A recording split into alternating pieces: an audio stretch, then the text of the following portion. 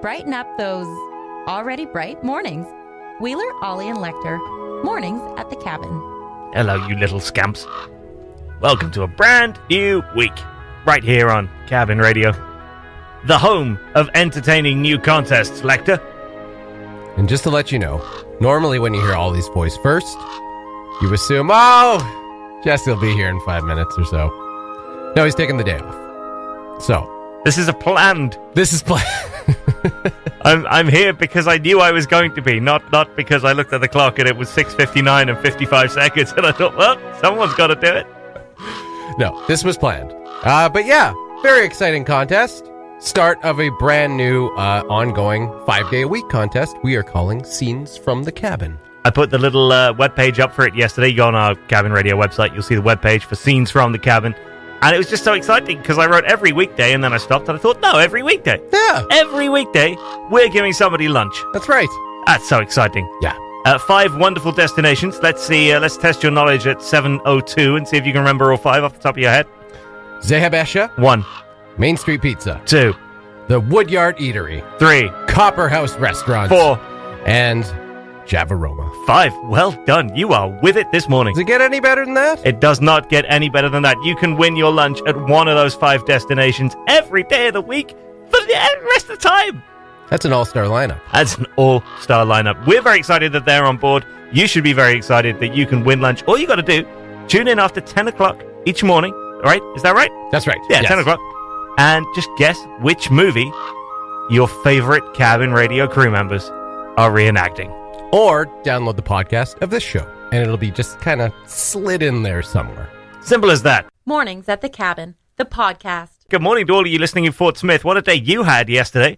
Yesterday afternoon, nothing much happening, a few storms in the air, and then over the course of about half an hour, essentially a bomb hit that town. It was crazy. The photos of the weather-related devastation, I mean, it's not as though houses were razed to the floor, but there were roofs a couple of blocks away from where they started.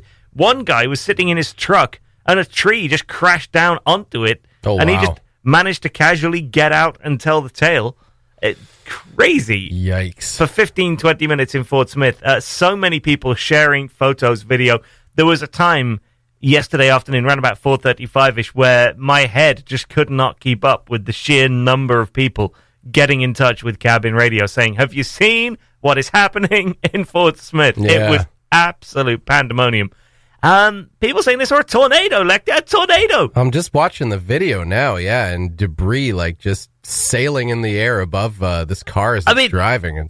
It's plausible, isn't it? When you look at that video, you're like, well, that you can't see a funnel cloud in it, but you can sure see stuff circling in the air. But that's not normal. Yeah. You know. Ordinarily, you don't look up and see stuff a few hundred feet up in the air going around in circles. Yeah, I mean, high winds are one thing, but, when they're kind of like doing some kind of dance in the air above you, that's something entirely different. You see your next door neighbor's roof go past you once, yes. High winds. You see it come round for a third pass, possibly something different occurring. Yeah, you see someone's, one of the pictures here, someone's shed was flipped over.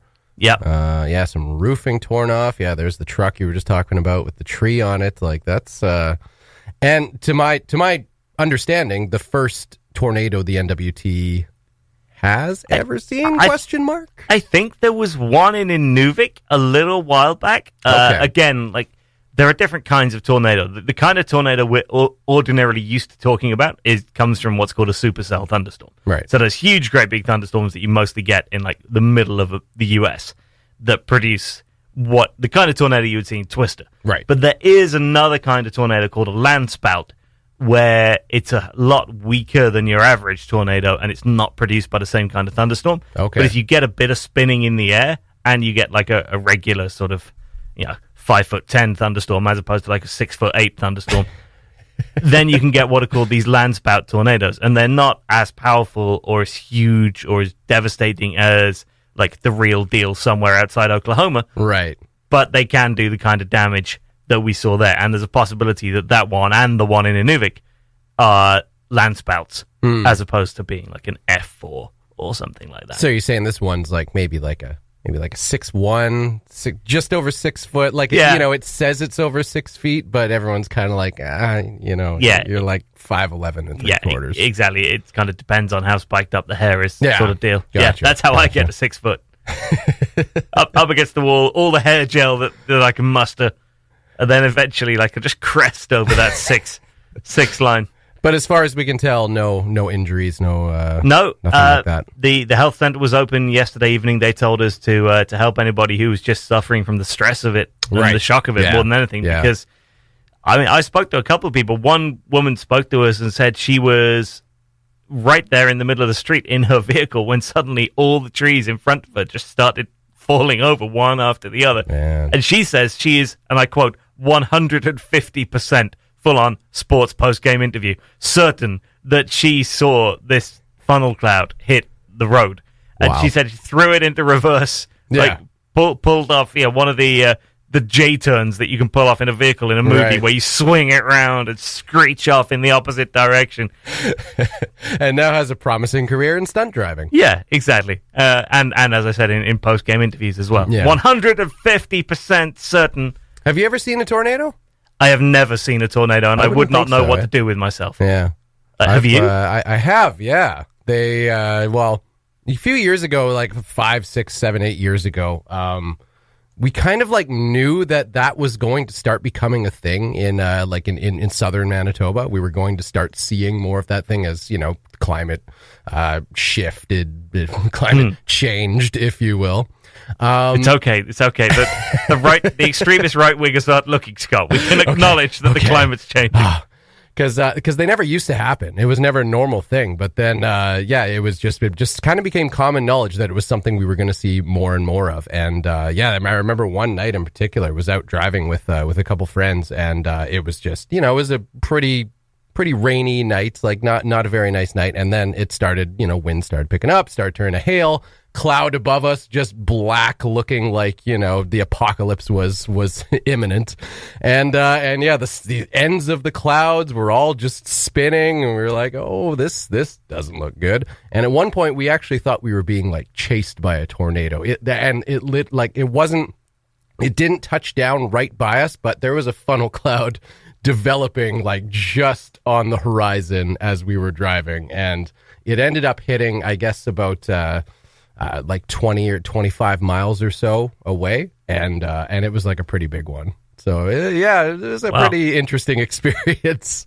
So you've got that to look forward to in the South Slave. There you go. Yeah, settle on in and buckle up. Cabin Radio's morning show podcast. All the best chat, none of the embarrassing mistakes. A fresh, moist, misty Monday here on Mornings at the Cabin, and what better weather to welcome in a new era for Cabin Radio. Have we got a full-time employee all of a sudden? I think we do. Andrew Goodwin. Oh, hey, guys. Hey. Didn't even see you there. This is day one. This is day one of your full-time employment with, I say full-time. Yeah, close enough. Close enough, yeah. Yeah, with Cabin Radio. Congratulations. Thank you very much. Hey. Thank you, guys. Thank you.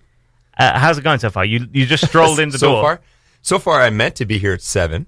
You'll fit right in. so far off to a great start. But yeah, I'm excited. I was up really late last night just because I couldn't sleep, and I sat there and I just made a bunch of lists. Nervous about day one. Nervous about day one. Yeah, my first day at Cabin Radio. That's kind of cute. That is really cute. Yeah. What's on the lists? What are you going to be doing, bud? I don't know. That's why I wrote it down at 1 a.m. Okay, good. Yeah, good. That's why you make lists, Ollie. You don't have to remember them. Get up. Get to work at 7. Brush your teeth. Problem is, if you're asleep, you can't read the list, and that's why he's late. Yes. Sure. That's smart, though, because I often go to sleep or go to bed with the intention of falling asleep and just have, like a bunch of things kind of thoughts swirling around in my head as to what I want to get accomplished the next day or like the upcoming week. Mm-hmm. I should really start doing that. Just start writing them down. It helps. So that I don't have to, my brain doesn't have to be like, if you fall asleep, these are all just going to fly away. Yep. You got to just keep thinking about them so they stay up there. Don't forget about this. Don't forget about that. And now that you're on that, don't forget about this. Yeah. So, actually, that's probably like a really therapeutic bedtime activity, making lists. I Similar, like that. similar to every exam I ever wrote. When I write it down, that's it leaving my brain. But you made lists beforehand for your exams? Study. On your Less wrist, of a list, just more of a hidden note. by your sleeve. Yeah. More of a guideline. I see how this goes. Meanwhile, I'm just imagining in the Lecter household, waking up the following morning, there are like sticky notes on the dog, on Nicole. It's on my eyelids. Yeah, idea. There we go. I knew I had something I needed to do today. Well, very good. It is excellent to have you on board, Mr. General Manager. Thank you. It's exciting. I can't wait. So here we are. You had a golf tournament to wrap things up with former employer. How did that go? It was good. Yeah, my last day of work, I went into the office for 15 minutes, I think. Yeah. And then I went and played golf all day. That's a lovely last Which was day. it was a great send-off. I popped over to your house probably around about, I think it was about 9 o'clock, 9:30ish that evening. Yeah. Oh, boy. Yeah, you were working out. Yeah. Yeah, I don't know how that happened, and I regretted it the next day. I should think you did. Because you looked like you'd had a very merry day on that golf course, and then you were on your exercise equipment. Giving it. I was jazzed. All I can say, I was really jazzed. So any request that came my way, it was a hard yes, and someone wanted to work out, and it was a yes. That is not recommended, by the way, kids, if you're listening. Don't do that. Do not, quote-unquote, golf and work out. Do not drink a bunch of soda and then work out. I couldn't tell if you were like sunburnt or just like on the point of collapse. All of it. Okay. Yeah, definitely sunburned too. Yeah. Oh, I was all of it. Good. Well, we're feeling all kinds of burns. We're in good hands, everybody. We're in good hands. AJ, welcome to Cabin Radio. Yeah. Thank you. The Mornings at the Cabin podcast was recorded before a sort of live, thankfully not in the studio, audience. Scenes from the cabin.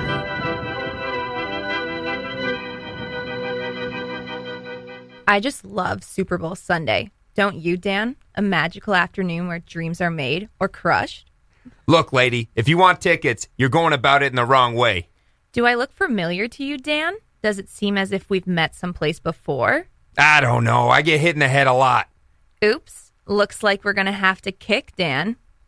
I made some refreshments, Dan. Would you like some refreshments, Dan? I'll be right back, Dan. Look, I don't know how much Psycho Woman is paying you guys, but I can double it. Sorry, Danny boy. Psycho Woman keeps us out of prison. Scenes from the cabin. Know the movie? Submit your guess to mailbox@cabinradio.ca or send us a message on Facebook for your chance to win gift certificates to some awesome Yellowknife restaurants, including Zehabesha, Main Street Pizza, the Woodyard Eatery, Copper House Restaurant, and Javaroma. Listen to Cabin Radio every weekday to win or download the Mornings at the Cabin podcast. Ollie, Lecter, AJ with you on your Monday morning. Excited to announce Hockey Day in Canada coming to Yellowknife in February 2020. Mark it on your calendars, February the 5th to the 8th. Obviously, I'm just a recent import to this here country. Nowhere near as excited as the two other people across this table. Lecter, Mr. Cabin Sports Radio. How does it feel to have Hockey Day in Canada coming to your very shores? I would just like to give a round of applause to Mayor Rebecca Alty for making this happen. I don't know if she had anything to do with it, but regardless, it is still probably a huge accomplishment for her. We got no idea, but you know what? If I was the mayor, I would totally be taking credit. Why not take credit for that, right? Yeah, absolutely. It's going on your resume. So February 5th to 8th, I guess the festival, whatever is included in Hockey Day in Canada. I've never seen an actual Hockey Day in Canada take place, so I don't even really know what's involved. So apparently what you get is you get a few different days. They bring up everything from like art exhibits through to different workshops with NHL alumni and things like that. All kinds of different appearances, speeches, like the works, like a full roster of community stuff. There has been talk that a WHL game might come up as well. A whole game? They're Not just half a game. They won't just play the first period. Play the first period, fly back to Edmonton. How are you uncertain about two full hockey teams with a WHL coming up? Because it's still a year away and they haven't they haven't confirmed the details. Yes. In the package that they put to councillors, it was suggested that there was the possibility of a WHL game, but they haven't confirmed it. So very exciting. it would be cool to have that for sure. And regardless, you get the NHL alumni game, which is the main thing. So you get that. That's part of like your big. It's like 13 hours long. The main TV broadcast. Wow. So it's more than half a day, which is like the cost to the city, $55,000 Oh, for a half day of live sports TV. That's not bad. yeah, Being that actually broadcast doesn't nationwide? seem that bad. Like No, when it you seems- really give it more thought, Seems it's like, pretty. yeah, it's- Apparently, according to the documents handed to the councillors, Sportsnet's on the hook for like $500,000, and Scotiabank, the main sponsor's on the hook for $500,000. right. So it's like the whole so total. that's The nothing. total cost doing the whole thing is $1 million plus. The Yeah. city only has to pay $55,000. Ah. It seems like the biggest slam dunk in the world to me. If you're a city councillor, like why would you not want this?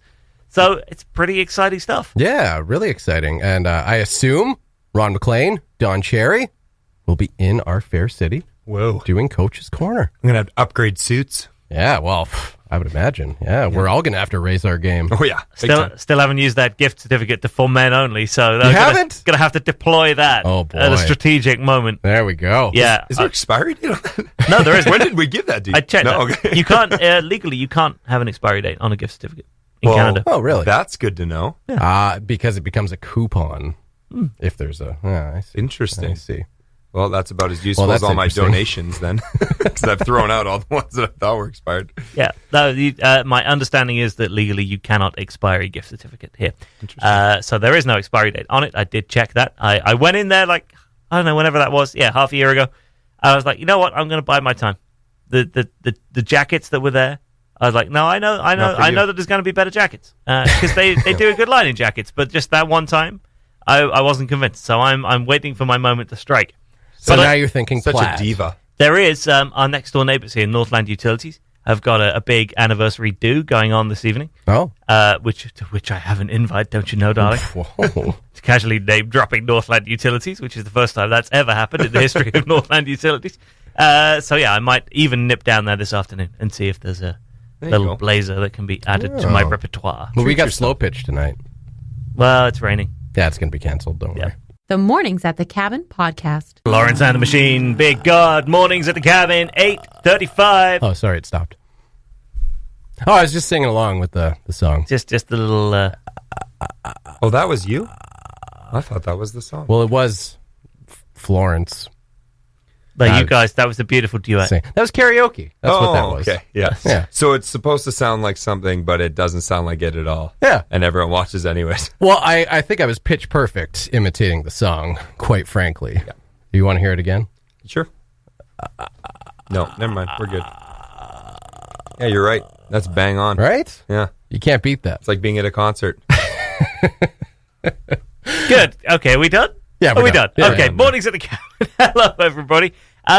Yesterday, was it yesterday? No, Saturday now. Saturday afternoon at the fire hall, they held a beautiful little demonstration of just why you might want sprinklers in your home, which I think, most people could get on board with anyway, but I've never had it quite so evocatively illustrated.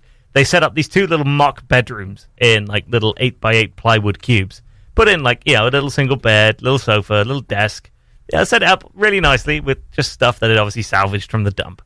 And so, Jesse and I went along to check this out. We sat down and we tested out the beds and everything. It was quite nice.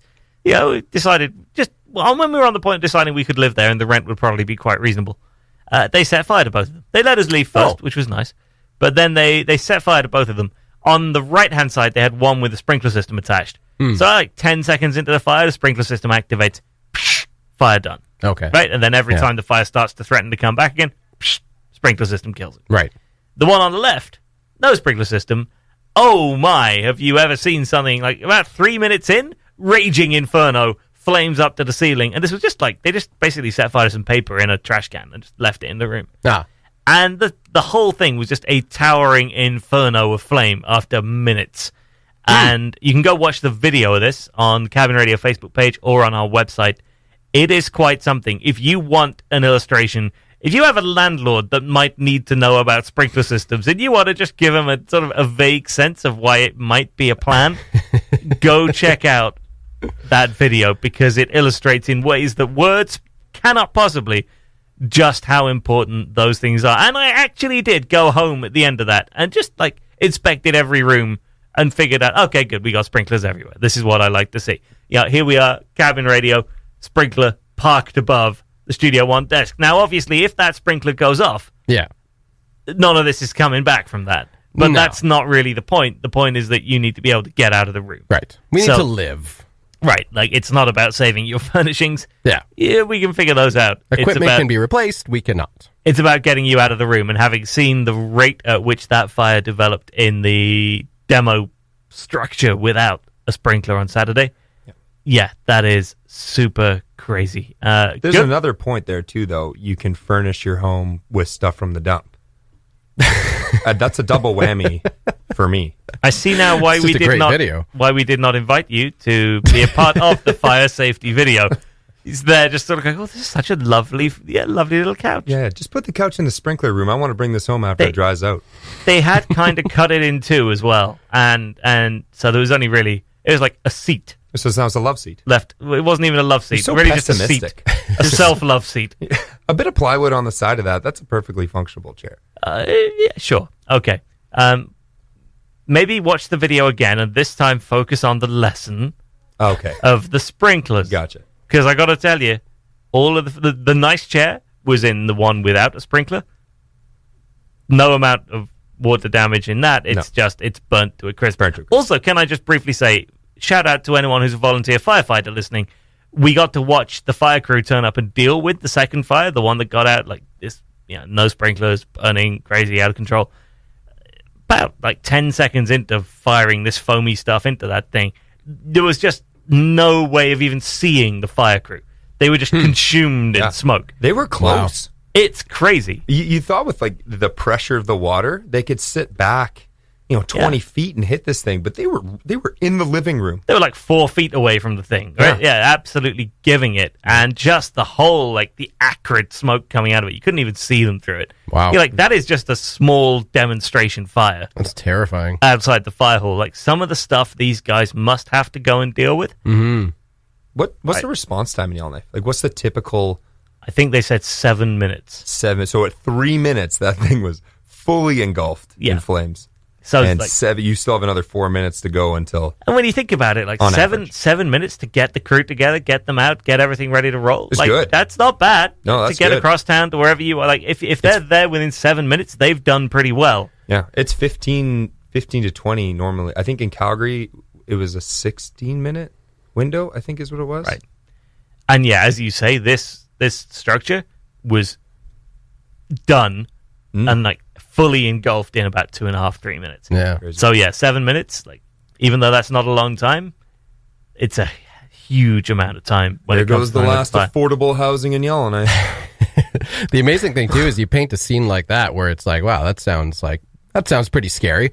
That's probably actually the easier part of the job. It's probably dealing with the hysterical people. That's actually the tough part of the job. So I would have liked to have seen you and Jesse just simulating a full-on freak out about your place burning down and see how they would handle that.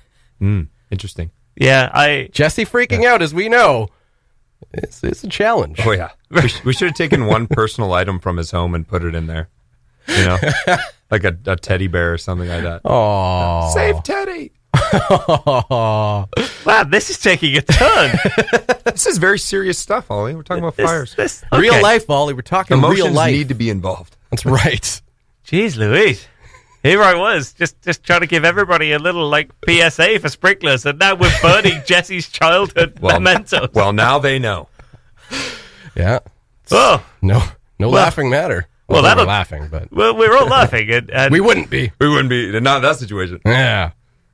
Oh, well rescued, Scott. You're right. Yeah, that really turned that one around. I was worried for a minute that the message might get lost, but luckily you stepped in. Oh, just want people to take this seriously, you know? Mornings at the Cabin, brought to you by the Fire Division. Thanks for listening. Check out more from the show at cabinradio.ca and by following the Mornings at the Cabin Facebook page.